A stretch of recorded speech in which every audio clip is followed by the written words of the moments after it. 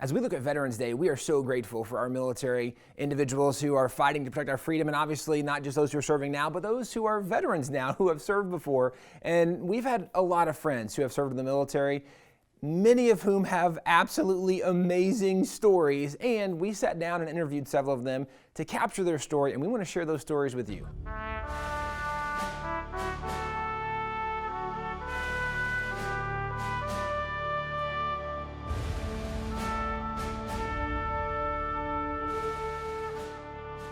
We're with Congressman Barry Loudermilk. Congressman Loudermilk is a congressman from Georgia. Actually, because we're talking about Veterans Day, he also is a military veteran. He serves in Congress now, but he's also part of the Congressional Republican baseball team. If you remember, that's the team that had a domestic terrorist target them, brought an assault rifle, opened up, trying to murder congressmen, where Congressman Steve Scalise was shot. Well, Congressman Loudermilk was actually the congressman targeted and received the most shots fired at him during this baseball practice, and yet God miraculously saved him. So we're here today to hear more of his story. Congressman Loudermilk, so for many years, our families had the privilege of knowing you, getting to connect, spend time with you. So we've heard a lot of your stories, and we thought on Veterans Day, it really would make sense to have someone, military veteran, and the things that you've done in the military to come and share their story. So we wanted to know some of your military background. Well, I served in the Air Force. I worked on the intelligence side during the tail end of the Cold War. It was when we knew who our enemy was. Today, with the war on terrorism and the terrorists out there, it's hard to really identify, who is the enemy and who isn't.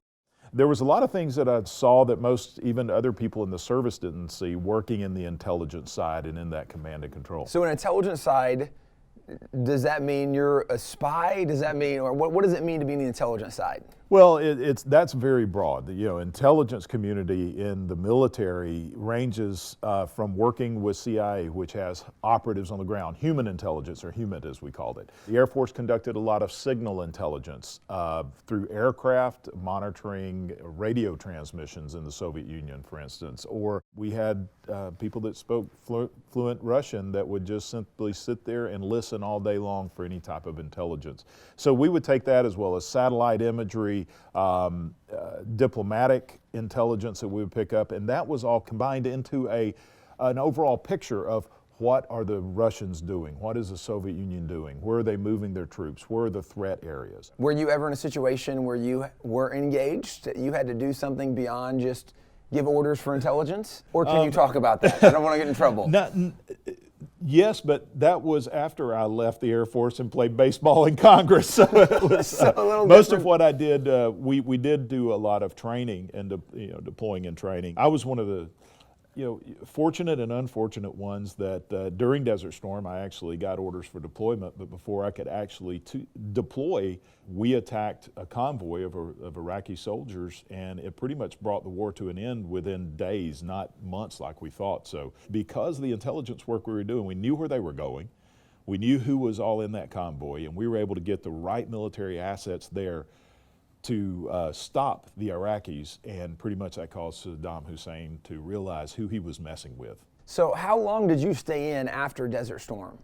I was in till 1992, so it was about a year and a half, 2 years after Desert Storm. We didn't really learn our lesson after Desert Storm. The Cold War was supposedly over. Russia was supposedly our friends. Mm-hmm. There was no need for such a large military anymore, and we started a massive reduction.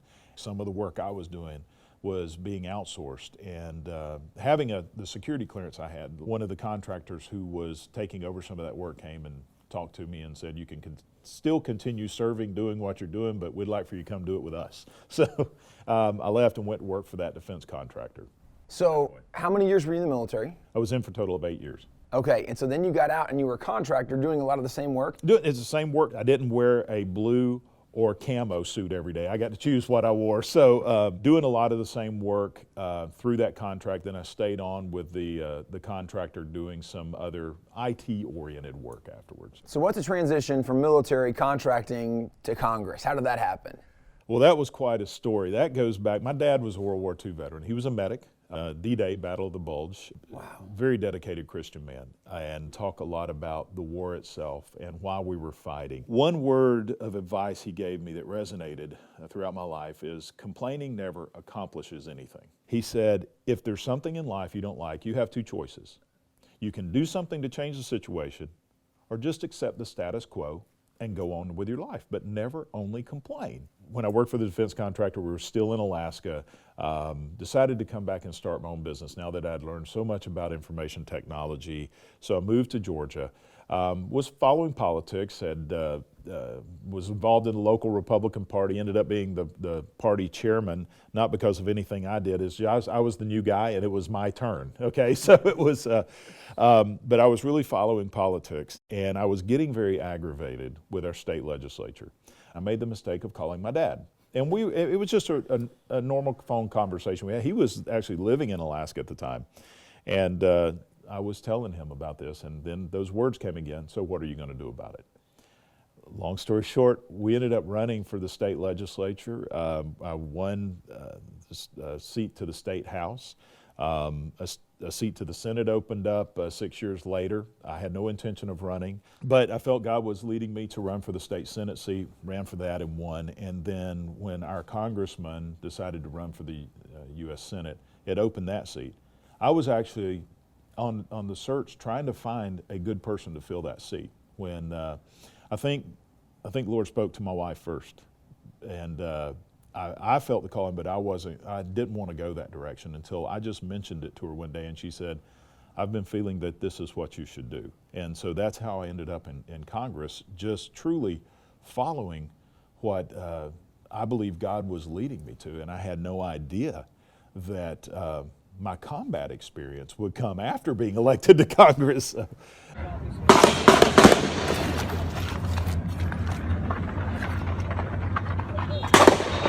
Many people have probably heard something, don't know the details. So what was the unfolding that day?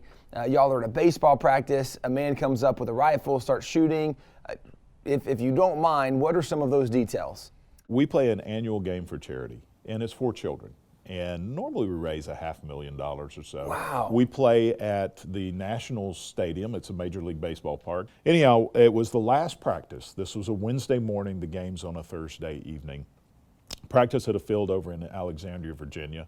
Steve Scalise, the whip, is a member of the baseball team. Now, because Steve was there, his two Capitol Police protective detail agents were there with him. And so Steve is a leader in Congress, which is why he has a security detail. That's right. As opposed to, I guess most congressmen don't have a security detail. Rank and file members of Congress, we don't have a Capitol Police detail. Now, typically, they're in a black SUV parked just outside the fence, and they're just there watching. It's in a public park. People are walking their dogs. Really early in the morning. Really early in the morning. It started about 7. We were at the tail end of practice. I was standing near home plate. I believe Rodney Davis from Illinois was actually up at the plate. And I already had a batting helmet on, was just getting ready to take a few practice swings when I heard a gunshot. Trent Kelly, our third baseman, hollered, "He has a gun." Where is this guy?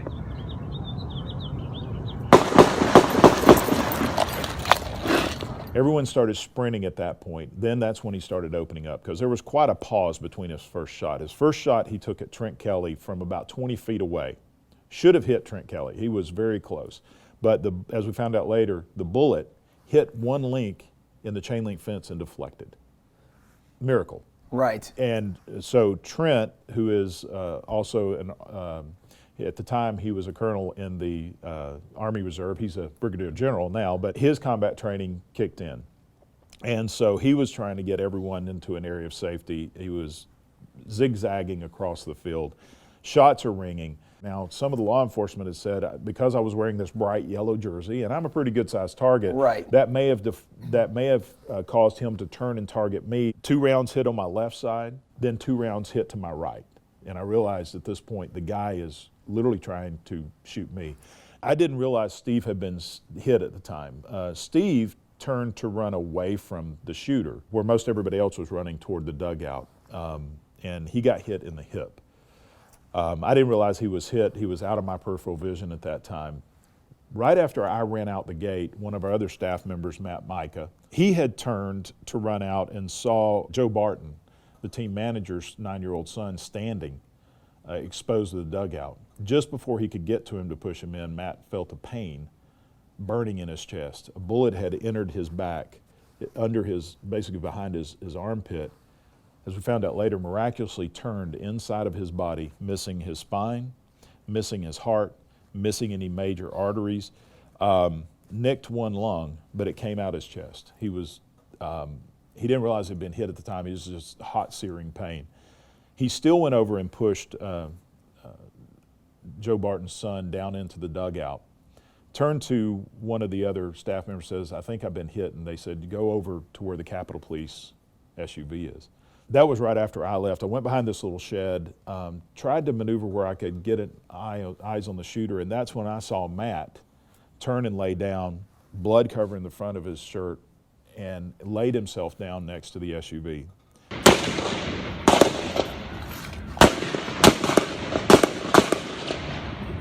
Again, military training kicked in. I've got to get to him. So my idea of leaving the park totally erased at that point. And I turned and started moving up toward Matt. Another staff member with us, Brian Kelly, a strong Christian believer, was with me. He had eyes on the shooter, so he started telling the Capitol Police, who were now behind the SUV, trying to see where the shooter was. Do we know where he's at? Do we know where he's at? He's behind home plate. The shooter moved down behind home plate, behind the backstop. And I remember Brian hollering to me, get down," as I was trying to make my way to Matt.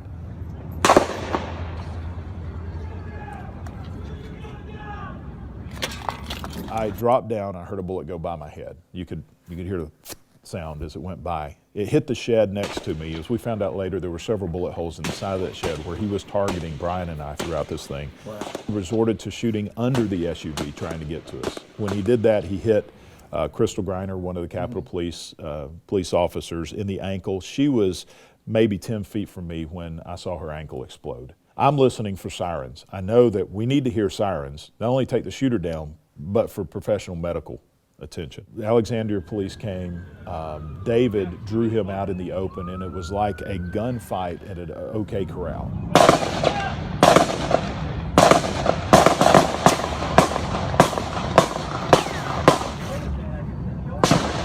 One of the Alexandria officers got a shot on him, caused him to drop his SKS. First time I actually saw him, he had a handgun, and he and David Bailey were standing maybe 20 yards from each other, 30 yards, just firing at each other. Other than David would tell him, drop your weapon, drop your weapon. I remember at one time I hollered, just shoot him, you know? Shoot him! Head on! It's obvious he's not going to drop his weapon. That's what they have to do, you know? And so as they were engaged in that shootout, two Alexandria police officers with ARs were able to actually take him down.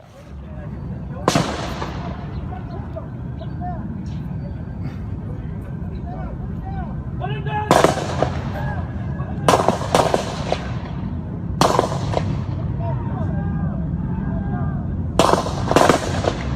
As soon as the shooter hit the ground, I sprinted up to Matt.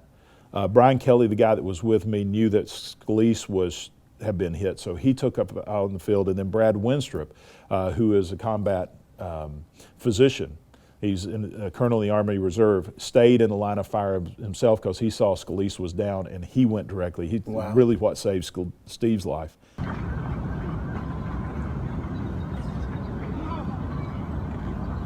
But as soon as I got to Matt, my thought was, what is it I have to do right now? And I really didn't want to do what I felt God was leading me to do, which was pray for his healing, because there was no way this guy was going to live. But I felt that's what I needed to do. I laid my hand on his head, and I can't tell you exactly what I prayed, but it was a prayer that God would sustain him and God would bring him out of this. After being shot twice, no way I thought that they nearly lost him on the way to the hospital. But Matt pitched to me in practice just a couple of months ago. Wow.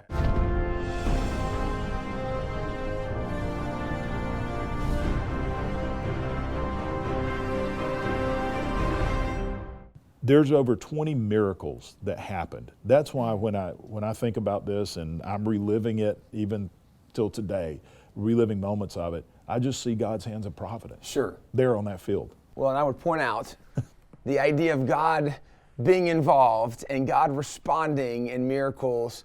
You actually wrote a book Yes. about moments in history when someone prayed and God did something miraculous. So this is not even a new thought for you necessarily.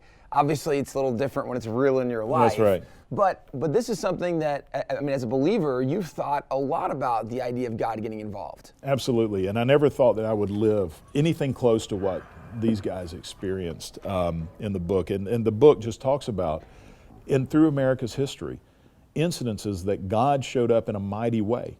And it's not just about the prayers that were prayed, but it was the men and the women who had the courage to take on impossible tasks, but knew where the power to achieve that came from Washington praying in Valley Forge, even all the way up through the Apollo 8 space mission. Moments of prayer is what sustained this nation, God's divine intervention. Those are the types of stories that we highlight in the book.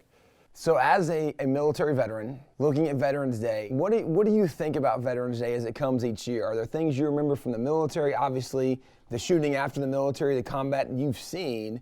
What do you think about Veterans Day? Veterans Day is that day that we observe all who served, because all gave some, and then some gave all. But there are many that are lame today. I served with Brian Mast in Congress, who had both of his legs blown off during the war in Afghanistan and Iraq. And you know that there are wounds that are greater than just the physical wounds.